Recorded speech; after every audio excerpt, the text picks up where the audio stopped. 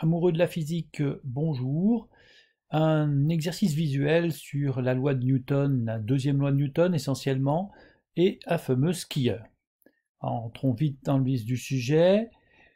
C'est un exercice où on a un skieur qui est tiré par une perche qui fait un angle alpha de 45 degrés, des forces de frottement constantes de 50 newtons avec une accélération. Voici toute une liste de questions. Si vous voulez faire l'exercice seul, voilà, commencez là, et moi je vais le faire de mon côté. Tout d'abord, faire l'inventaire de toutes les forces qui s'exercent pendant la phase du démarrage et les représenter sur un schéma. Alors, tout d'abord, bien sûr, c'est essentiel de préciser le système et le référentiel. Alors, le système, c'est le skieur et son équipement, les skis, etc. Et le référentiel, il est terrestre, supposé galiléen. Ensuite, l'inventaire de toutes les forces qui existent. Il y a d'abord son poids, c'est la première force à laquelle il faut penser. On est sur Terre, donc il y a le poids. Les verticales vers le bas, P égale mg. Ensuite, ce skieur ne traverse pas le sol, donc il est posé sur le sol, donc il y a forcément la réaction du sol, que j'appelle N, qui est verticale, orientée vers le haut, et la force de frottement F qui est dirigée en sens opposé au mouvement. Bien sûr, le skieur ici est tracté par une perche dont la force s'appellera T. Voilà. Je projette ces forces sur mon schéma, voilà, c'est ce que cela donne. Donc j'ai toutes ces forces qui sont représentées donc ici, et en fait, si j'enlève le skieur et je suppose qu'il est un point, voilà les forces que ça va me donner. Je choisis comme axe orienté l'axe des X positif vers la droite et positif vers le haut. Voilà. On va me demander de calculer l'accélération du skieur lors de la phase de démarrage. Alors, lors de la phase de démarrage, on va calculer finalement l'accélération moyenne, puisqu'on me donne en fait la vitesse à la fin et la vitesse de départ. Pendant 8 secondes, on me dit qu'il a atteint une vitesse de 2 mètres par seconde, donc l'accélération c'est delta V sur delta T, et ce qui me donne V0 moins 0 sur delta T, ça fait 2 mètres par seconde divisé par 8, ça fait 0,25 mètres par seconde au carré. Voici l'accélération moyenne. Déterminer l'expression littérale, puis la valeur numérique de la force de traction T, qui est supposée constante de la perche. Voilà, j'ai reprécisé ici mon schéma de force, du système de force, et je vais prendre une par une les coordonnées des forces dans mon repère, positif vers la droite, positif vers le haut. Donc on va commencer par la force N, Nx, il n'y a pas de coordonnées suivant l'axe des X, ça vaut 0. Suivant l'axe des Y, ça vaut N, puisque la force N est uniquement verticale. P, Px vaut 0, et Py vaut moins P, puisque P est dirigé vers le bas, et mon axe Y positif est vers le haut, donc ça me fait moins P, ce qui me fera moins Mg.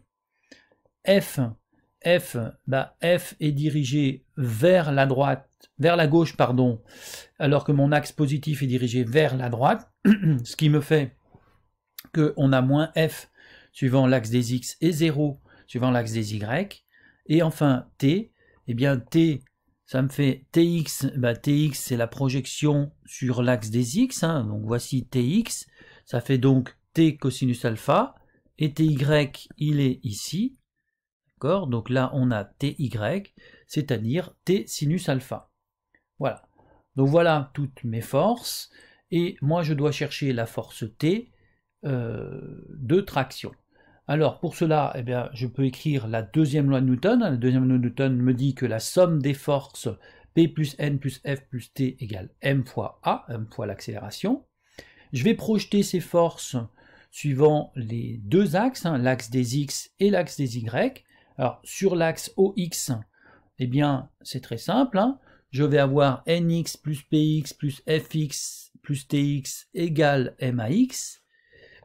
D'accord? Donc, 0 plus 0 moins F plus T cosinus alpha égale m fois ax.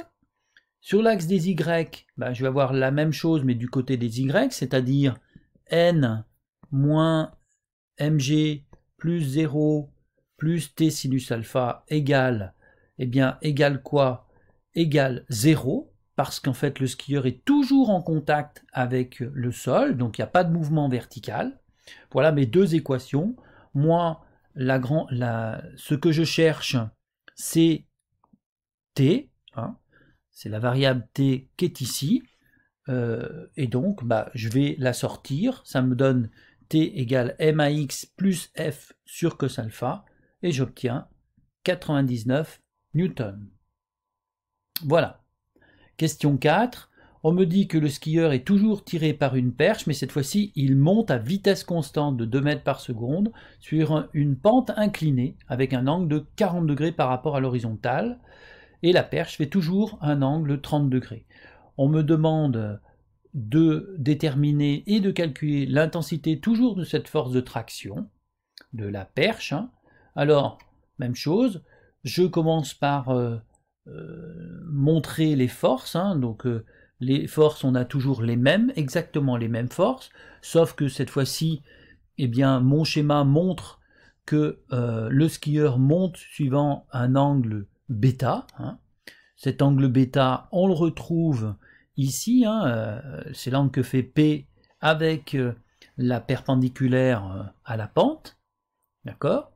Voilà, et je vais faire de la même façon, je vais prendre un référentiel, un repère, pardon, qui est dirigé dans le sens de la montée et qui est sur l'axe OX, qui est sur l'axe de la montée, en fait, de la pente, et OY est perpendiculaire à cette pente. Voilà. Donc je vais faire pareil que tout à l'heure, je vais prendre toutes mes forces et je vais les projeter sur l'axe OX et OY et chercher leurs coordonnées. Alors, les coordonnées de n qui est perpendiculaire, ça fait toujours 0n. Les coordonnées de P, cette fois-ci, eh bien, Px, c'est ce morceau qui est là, donc ça me fait moins P sinus alpha, moins puisque l'axe des X est positif vers le haut. Pour PY, eh bien, je vais avoir moins P, donc PY est ici, moins P cosinus alpha, pardon.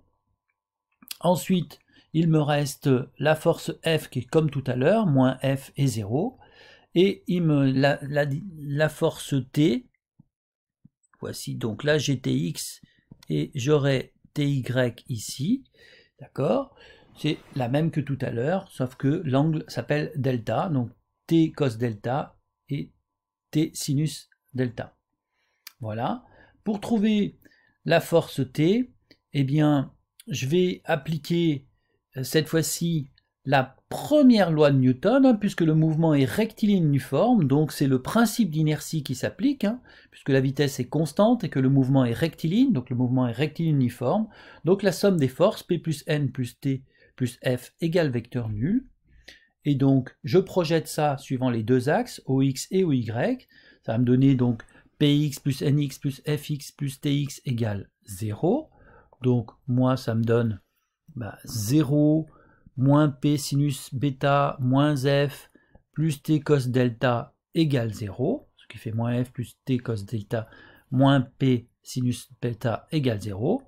Je fais pareil suivant l'axe OY, donc ça fera NY plus PY plus FY plus TY égale 0, et en remplaçant par les coordonnées N plus T sinus delta moins P cosinus bêta égale 0, et moi ce que je cherche c'est T, donc j'ai pris T de la première équation, puisque je connais toutes les autres constantes, toutes les autres valeurs, alors qu'ici dans la deuxième je ne connais pas N.